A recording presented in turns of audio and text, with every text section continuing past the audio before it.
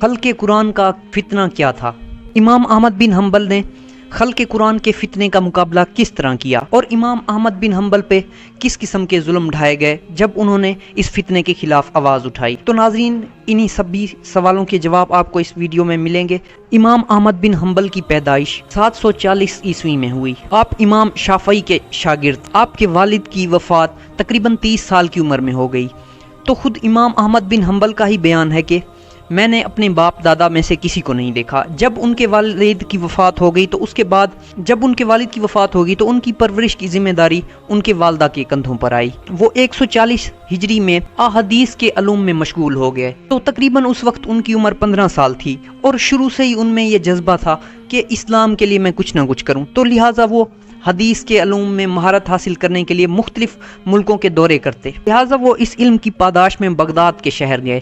Baghdad کے شہر جا کے انہوں نے علم و فنون حاصل کرنا شروع کر دیا اور مختلف علوم پہ مہارت حاصل کی۔ اس وقت بغداد کا حاکم محمود الرشید تھا اور اس کا ایک خاص وزیر تھا جو کہ اس کے بہت ہی زیادہ قریب تھا، جس کا نام تھا۔ اگر آپ میرے چینل پر نئے آئے ہیں تو میرے چینل کو لائک، شیئر اور سبسکرائب کرنا نہ بھولیں۔ قاضی احمد بن ابو داؤد، کیونکہ وہ محمود الرشید کے قریب تھا تو لہٰذا اس نے محمود الرشید کو پٹی پڑھانا شروع کر دی کہ معاذ اللہ جو قرآن ہے وہ خلق ہے، یعنی کہ اس کو خدا نے تخلیق نہیں کیا، خدا کا کلام نہیں ہے بلکہ یہ انسان کا کلام ہے۔ تو وہ مختلف طریقوں سے محمود الرشید کو بہلا پھسلا کے اس عقیدے پر آمادہ کر لیا۔ محمود الرشید نے اعلان کروا دیا کہ جو بھی مسلمانوں کے انڈر جو بھی علاقے ہیں ان میں یہ عقیدے کی اشاعت کر دی جائے کہ قرآن جو ہے معاذ اللہ ایک انسان کا کلام ہے، وہ کوئی خدا کا کلام نہیں ہے۔ اعلان کر دیا گیا۔ تو مختلف جو مسلمانوں کی ریاستیں تھیں ان میں یہ جب اعلان ہوا تو سختی سے عمل کروایا گیا اور لوگوں نے اس بات کو قبول بھی کیا، کیونکہ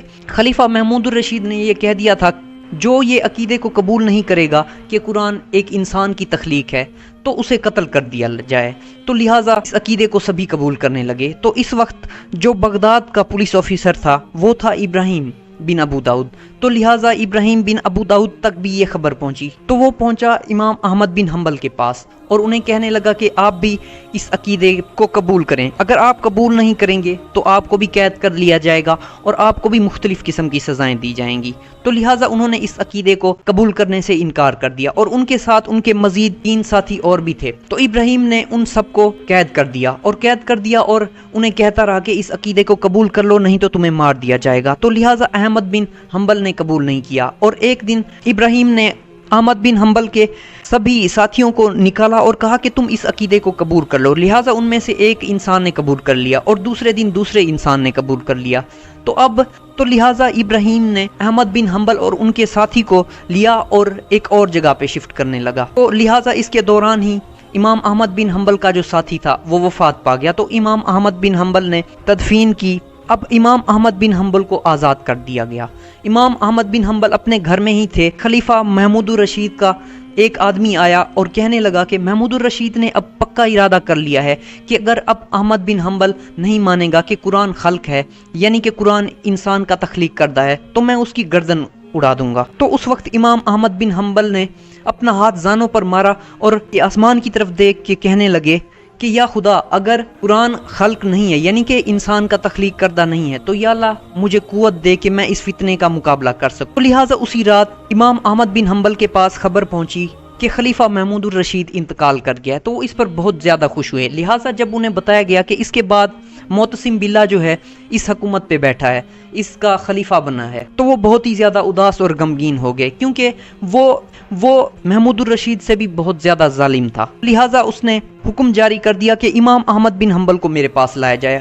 جب امام احمد بن حنبل کو خلیفہ معتصم باللہ کے سامنے لایا گیا تو معتصم باللہ نے حکم جاری کر دیا کہ امام احمد بن حنبل کو 80 کوڑے مارے جائیں۔ لہٰذا امام احمد بن حنبل کو 80 کوڑے مارے گئے، جس سے وہ بہت ہی زیادہ زخمی اور بے ہوش ہو گئے۔ تو اس کے بعد احمد بن حنبل کو گھر پہنچا دیا گیا اور امام احمد بن حنبل نے اب سوچا کہ اب مجھے اپنے ملک چلے جانا چاہیے، تو وہ اپنے ملک چلے گئے اور وہاں جا کے ہی ان کی وفات ہو گئی۔ امام احمد بن حنبل کی جب وفات ہو گئی تو ان کے جنازے پہ تقریباً 8 لاکھ لوگوں نے شرکت کی اور تقریباً 50,000 لوگوں نے آپ سے متاثر ہو کر اسلام بھی قبول کیا۔ امام احمد بن حنبل اللہ تعالیٰ کے وہ مجاہد تھے جو کہ دین کی پیدائش میں طرح طرح کی انہوں نے اذیتیں برداشت کی، انہیں قید و بند کی صحبتیں برداشت کرنا پڑیں انہیں کوڑے مارے جاتے رہے، اور کہا جاتا ہے کہ امام احمد بن حنبل جو ہے ان کی بھی مالی حالت امام شافعی کے جیسی تھی، کیونکہ امام احمد بن حنبل امام شافعی کے شاگرد تھے، اور آپ کا شمار فقہ کی 4 بڑے اماموں میں ہوتا ہے۔ آپ نے ایک کتاب بھی لکھی ہے جس کا نام مسند احمد ہے، جس میں تقریباً 40,000 احادیث موجود ہیں۔ تو یہ تھی میری ویڈیو، امید کرتا ہوں کہ آپ کو میری ویڈیو پسند آئی ہوگی۔ ملتے ہیں نیکسٹ کسی انٹرسٹنگ ویڈیو میں۔